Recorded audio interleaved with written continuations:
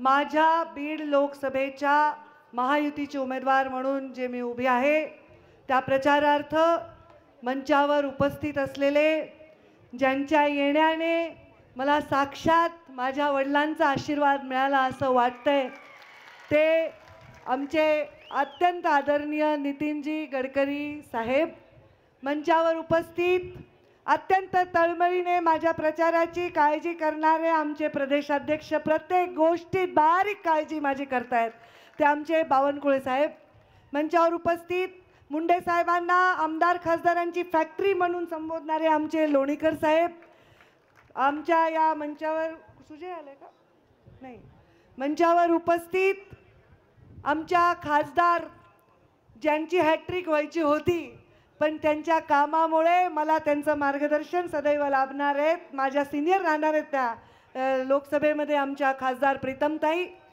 या माजलगाव मतदारसंघाचे आमदार आदरणीय प्रकाश दादा, आदरणीय रमेशरावजी आडसकर साहेब, आमचे कार्यसम्राट आमदार लक्ष्मण अण्णा पवार, आमचे कारखान्याचे ज्यांनी मुद्दे छान मांडले आमचे मोहनराव जगताप, एक युवा नेतृत्व, एक सुशिक्षित नेतृत्व योगेश क्षीरसागर, या कार्यक्रमासाठी आमच्या प्रचाराला नेहमी ज्यांची साक्ष अपेक्षित असते ते आमचे बंधू बाबूरावजी पोटभरे, नितीन नाईक नवरे, मंचावर उपस्थित खास माझ्या प्रचारासाठी सिंदखेड राजाहून आलेले शशिकांतजी खेडेकर, जयसिंग भैया, मंचावर उपस्थित आमचे देवीदास राठोड करपे, आमचे व्याहीच म्हणायला हरकत नाही, सर्व मान्यवर आणि मोठ्या संख्येने इथे उपस्थित.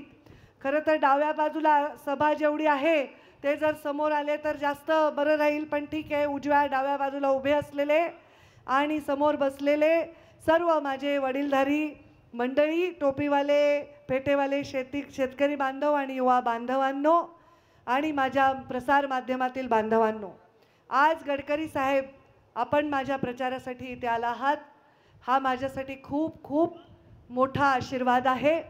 कारण मला आठवतं की 2009ला मुंडे साहेबांनी जेव्हा फॉर्म भरला तेव्हा आपण त्यांच्या नॉमिनेशनसाठी खास आला होतात आणि आपण राष्ट्रीय अध्यक्ष म्हणून देखील त्यांच्या प्रचारामध्ये सामील झाला होतात. राजनाथजी पण दुसऱ्या निवडणुकीमध्ये खास आले होते आणि आम्ही ज्यांना बघून मोठे झालो लहानाचे त्या नेत्यांना कधी आम्ही नेता मानत नाही, खरं तर आम्ही काका संबोधतो, इतके आमचे जिव्हाळ्याचे नाते आहेत.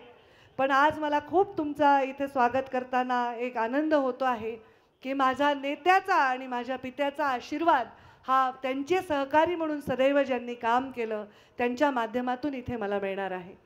तुम्हाला मी अजून एक स्वागत करण्याचं कारण असे,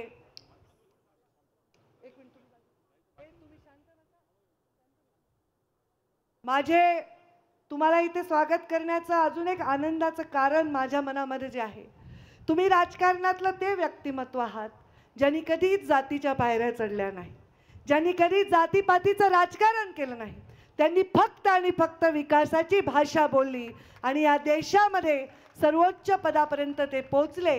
आणि आज महाराष्ट्र आणि देशामध्ये सगळे मुख्यमंत्री, सगळे उपमुख्यमंत्री, सगळे आमदार खासदार ज्यांचं नाव घेतात ते गडकरी साहेब आहेत, कारण त्यांच्या गावागावापर्यंत महामार्गाच्या निमित्ताने त्यांनी विकास पोहोचवलेला आहे. तिकडे जर काम करायचं असेल गडकरी साहेबांच्या कार्यालयात तर फक्त एक कागदाची आवश्यकता असते, त्याच्या पलीकडे आपल्याला काही लागत नाही.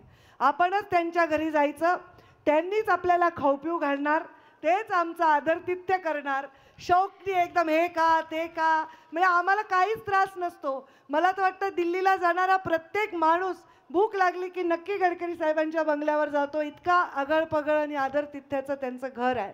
मी फक्त एक कागद दिला होता 2014 मध्ये, प्रीतमताई खासदार झाल्यानंतर 10,000 किलोमीटरचे नॅशनल हायवे या गडकरी साहेबांनी आपल्याला दिले. टाळ्या वाजवून सर्वजण आभार त्याचे व्यक्त करा. आज मी या निवडणुकीमध्ये उभी आहे.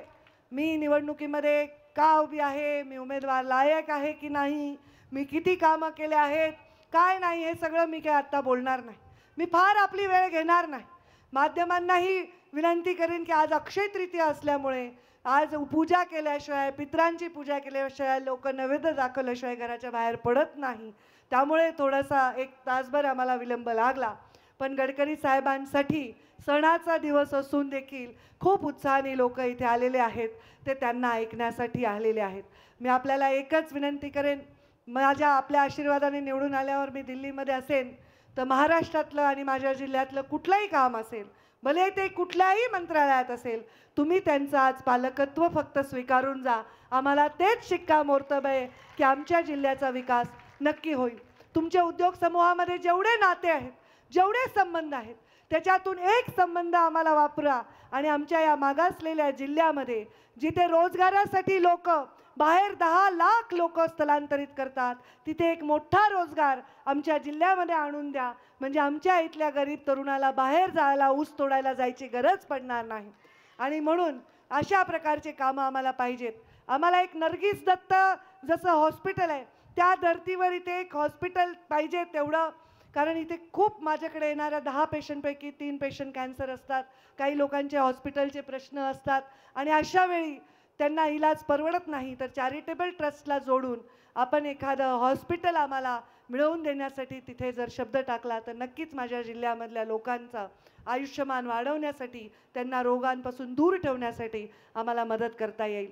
आणि एक मोठं शिक्षण इथे, हे ऊसतोड कामगारांचा जिल्हा आहे, ऊसतोड कामगार पुरवणारा जिल्हा आहे, पण एक मोठं मेडिकल कॉलेज जेव्हा जिल्ह्यामध्ये नवीन द्यायचं असेल तर बीड जिल्ह्यामध्ये द्यावं, जेणेकरून माझ्या भागातला मुलगासुद्धा, गरीब ऊसतोड कामगाराचा, कष्टकऱ्याचा, मजुराचा, शेतकऱ्याचा मुलगासुद्धा डॉक्टर बनेल आणि या भागातून डॉक्टर पुरवणारा आम्ही जिल्हा होऊ शकू.